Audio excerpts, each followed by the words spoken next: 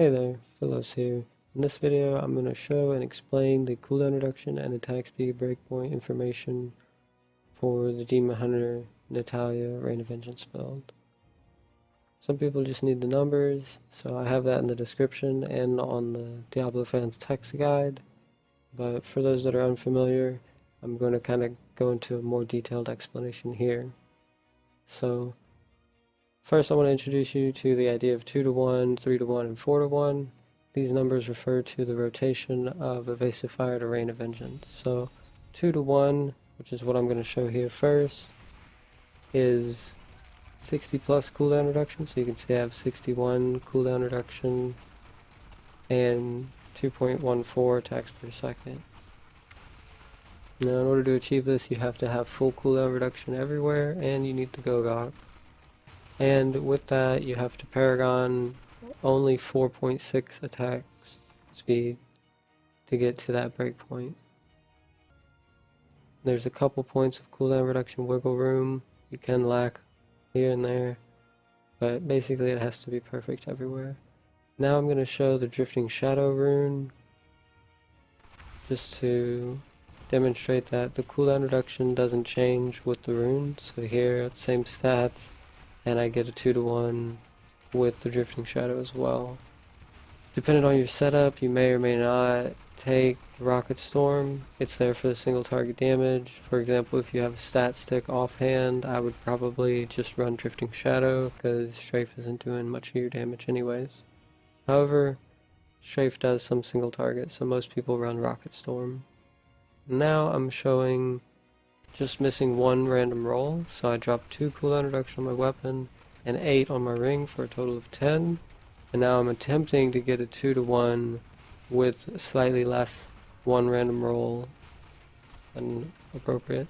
And you can do this if you kind of linger and strafe for a moment, get a couple extra strafe ticks, then you can manage that 2 to 1 with subpar cooldown reduction rolls. But it's definitely suboptimal, not ideal, so you might just drop down to the next spot, which is 46 and 1.88, which is a fluid 3 to 1. If you're not making the 2 to 1, you might as well drop some more cooldown reduction to 46, pick up the damage, and just go with a fluid 3 to 1. Now if you're like just 1 or 2 points off, you might manage the 2 to 1. You just gotta kind of work with what you have and see how much you can get and see how long you have to spend in strafe. Ideally, you don't want to spend much time in strafe. You really want to just cast Evasive Fire basically as often as you can, but you'll kind of get a rhythm of the rotation at your specific cooldown reduction, because there's a little bit of variance depending on how long you spend in the strafe exactly and how fast you study step.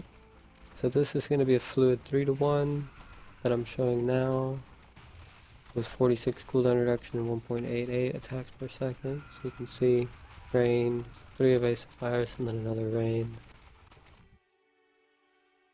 And this setup is really easy to get. You don't need the gogok, you don't need perfect cooldown reduction everywhere. You do need a handful of nice cooldown rolls. 10 on each of the weapons is going to be ideal, but there's a little bit of wiggle room. Now I'm showing a 4 to 1 rotation, which I run this for XP runs, so it's really the most flexible here. It doesn't really matter. Generally you're not going to run this setup, but with the red gem and the helm, I usually drop down to about 36 cooldown reduction and then 1.88 attacks per second, which the attack speed doesn't really matter either. And I took off some damage here just to kind of demonstrate the breakpoint on T6.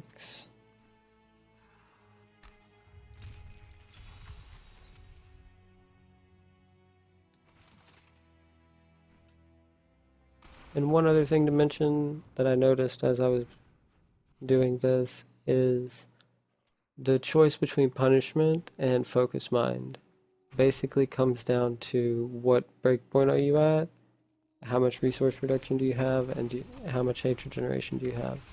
If you're at a higher breakpoint and you have no resource reduction or no hatred generation or less, you might need the punishment. And usually I run with punishment just so that I don't have to worry about hatred, because anytime that you're not strafing, you're losing potential ticks and you're losing potential rain of vengeance frequency. So the trade-off is at the lower breakpoint. So if you're at 1.88, you might not need punishment because the rate that your hatred is spent depends on the breakpoint. So at the lower breakpoint, you drain hatred less, so you can manage without punishment. If you have some resource reduction and hatred generation, then you might not need punishment.